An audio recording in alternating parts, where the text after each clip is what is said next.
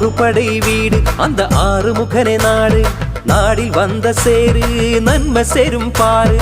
ஆறுபடை வீடு அந்த ஆறுமுகனே நாடு, நாடில் வந்த சேரு நன்மை சேரும் பாரு. காவடி எடுத்து அவன் திருவடியே நாடு, காவடி எடுத்து அவன் திருவடியே நாடு. அரோஹரா சொல்லு அவன் அருமை பெருமை சொல்லு, அரோஹரா சொல்லு அவன் அருமை பெருமை சொல்லு.